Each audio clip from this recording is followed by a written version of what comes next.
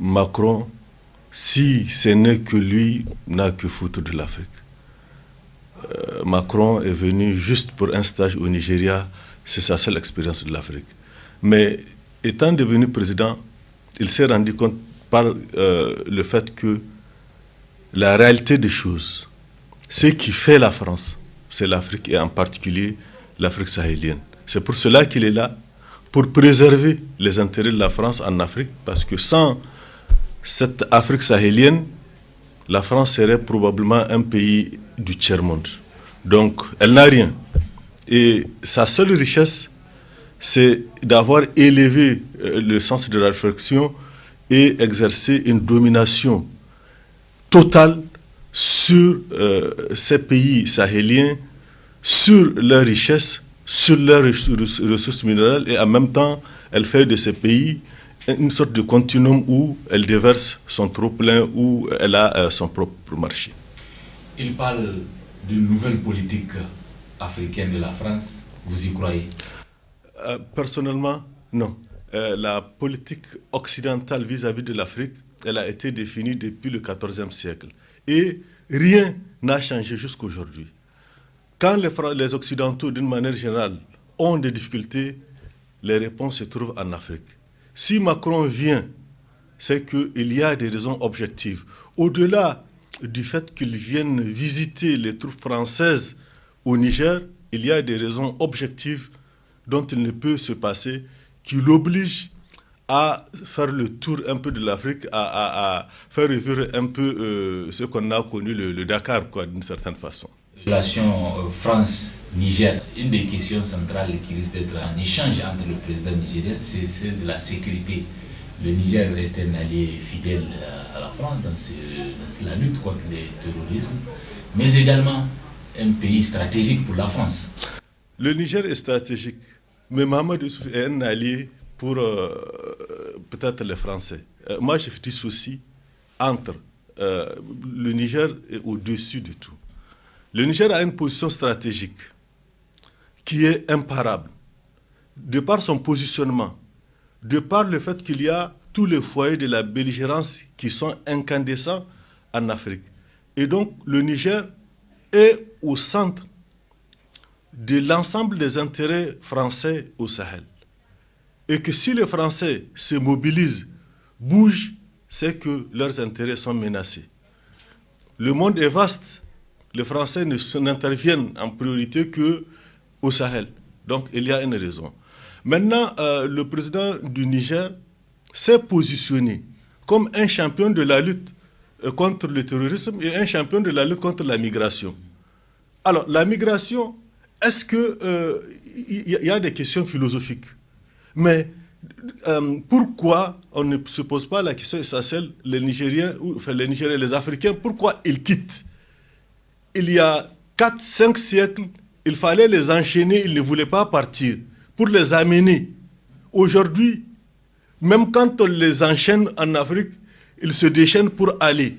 C'est que c'est la médiocrité de nos dirigeants, leur malgouvernance, leur petits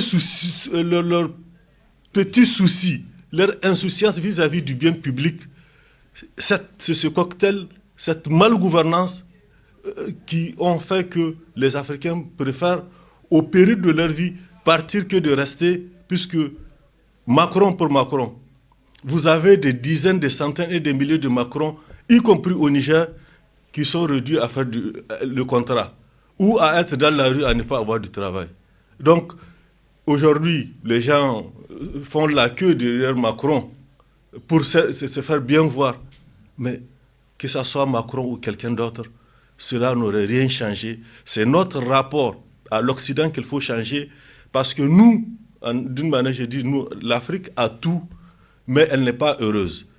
Les Occidentaux n'ont rien, ils sont heureux parce qu'ils ont planifié un système de domination que les dirigeants actuels refusent de remettre en cause. Vous ne pouvez pas vous développer seul avec la monnaie de quelqu'un. Vous ne pouvez pas vendre la matière première, le bien du pauvre. Vous ne pouvez pas concevoir, comment on l'appelle, des choix politiques qui sont orientés pour enrichir l'autre et vider vos caisses, vider vos patrimoines. Donc tout cela, il faut le mettre sur la table. On a des dirigeants qui sont médiocres, on a un problème de cadre, on n'a pas de cadre, de bons cadres je veux dire. Et maintenant la politique est venue remettre tout en cause, où il suffit d'être le frère ou la sœur d'un tel pour vous retrouver au sommet de l'État ou quelque part dans la direction du pays. Vous n'êtes pas compétent pour tel poste, on vous amène parce que vous êtes le frère, vous êtes l'allié politique. C'est tout cela qui nuit à l'Afrique et en particulier au Niger. C'est-à-dire qu'on n'a rien à attendre de la visite de Macron.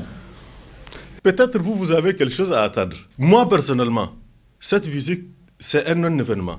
À partir du moment où il vient pour visiter les troupes françaises stationnées au Niger, mais le Niger est vaste.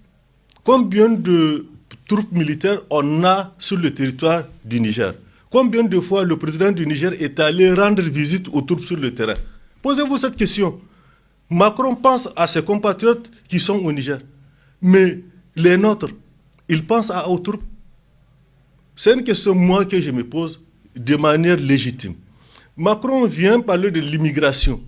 Mais, bon sang, l'immigration, elle a existé de tout temps. Depuis 1000 ans, on peut remonter le Sahel. Le Sahara n'a jamais été une barrière. C'est un trait d'union, c'est un lien entre les deux rives, la rive de la Méditerranée et puis la rive forestière, le Sahel. Les gens se sont toujours déplacés, échangeant les marchandises. Peut-être que la marchandise a changé aujourd'hui, c'est la drogue, bon, on sait où elle va. Les migrants, ils défèrent par milliers au péril de leur vie pour aller en Occident. Mais si les conditions étaient réunies, il n'y a pas meilleur endroit sur terre où vivre mieux que chez toi. Les gens sont obligés d'aller parce qu'il n'y a plus d'espoir. Et ceux qui ne créent pas cet espoir, c'est ceux qui se sont enrichis sur le dos du peuple. Prenez tous les dirigeants aujourd'hui. Vérifiez leur patrimoine. Ils ont prospéré. Personnellement, chacun a un patrimoine considérable. Mais le Nigérien, s'ils avaient dirigé dans le sens d'accroître le patrimoine nigérien, du Nigérien, les gens ne seraient pas là, contraints à sortir dans la rue pour dénoncer. Donc, tout cela, il faut le voir avec lucidité, avec la hauteur. Macron vient enfin pour parler de la sécurité, le terrain sur lequel chacun peut voir les choses selon là où il se positionne. Le Niger a toujours été défendu par l'armée nigérienne. Ce n'est pas nouveau. Les militaires nigériens sont braves. C'est un exemple parfait en Afrique et même au-delà. Donc, si ils avaient le matériel que les Français de Barkhane utilisaient, mais je crois qu'ils auraient fait mieux que ce que les Français font, parce que ce que les Français font au Niger, c'est dans une logique française qui vise non seulement à étendre le premier mur de défense en Afrique, mieux vaut prévenir, donc aller au contact pour soi-même et peut-être au passage livrer quelques matériels, donner quelques renseignements, mais ils ne partagent pas tout. Regardez les bases. Toutes les bases, les Occidentaux ont eu tout ce qu'ils voulaient en 7 ans sans avoir fait quoi que ce soit. Comme dirait l'autre, gagner à ne rien faire. Ce qu'ils n'ont pas eu pendant 50 ans, ils l'ont eu en 7 ans. Donc, ils ont installé leur base. Contre probablement la grande majorité des Nigériens. Mais il y a un parlement. Toutes ces bases, elles sont illégales. On peut leur donner le nom qu'on veut. On est dans l'illégalité. Et Macron vient appuyer, consolider une illégalité, quelque chose que lui ne ferait jamais chez lui. Il ne pourra jamais se permettre de contourner l'Assemblée nationale chez lui. C'est une violation. Il peut être destitué s'il le fait. Mais chez nous, il vient, on lui déroule le tapis rouge pour consolider une illégalité qui est là au vu, au-dessus de tout le monde. Je crois que ça, ce n'est pas normal.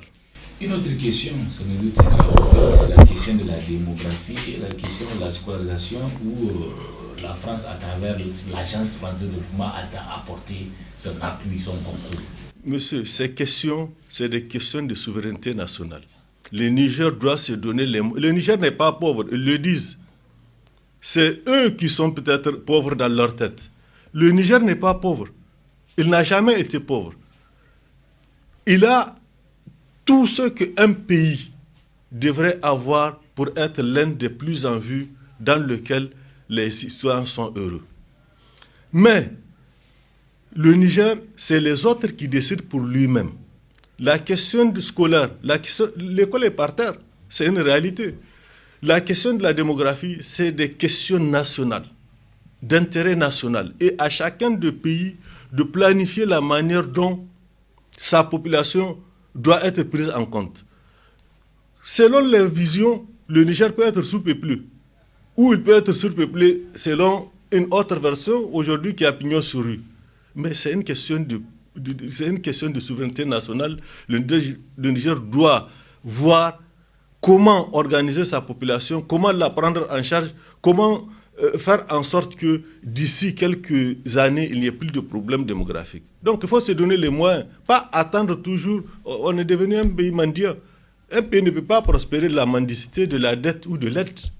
Aucun pays ne le fait. Peut-être à la limite de s'endetter. Mais s'endetter pour quelle raison? S'endetter pour payer des salaires, ce n'est pas un endettement. S'endetter pour investir, mais investir dans quoi?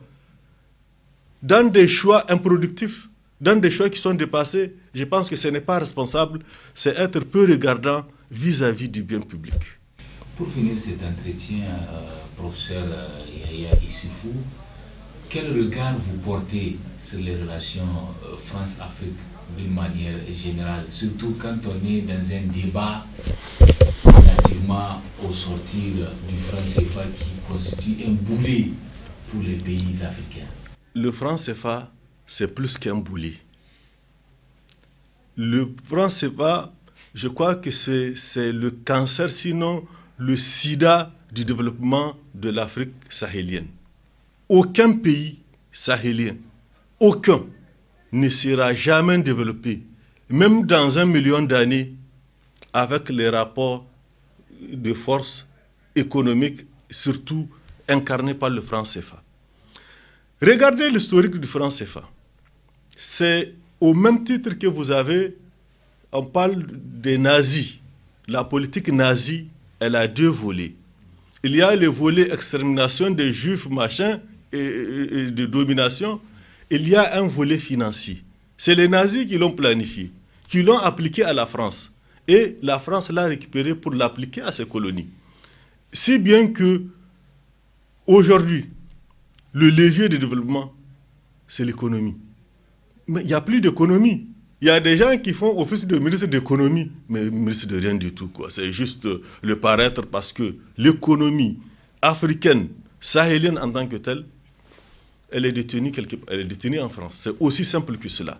Et donc, si on ne remet pas en cause ce mécanisme, il n'y aura jamais de développement en Afrique. Ça, il faut le dire. Et c'est la réalité. Les dirigeants le savent, ils ne peuvent pas le remettre en cause parce qu'ils veulent plus plaire à la France qu'à leurs propres concitoyens, face auxquels ils ne s'adressent qu'à l'occasion peut-être des fêtes nationales. Sinon, Macron, tous les jours, il parle aux Français. Les nôtres, ils parlent à des occasions. Et même à ces occasions, parfois, il faut écouter les médias occidentaux.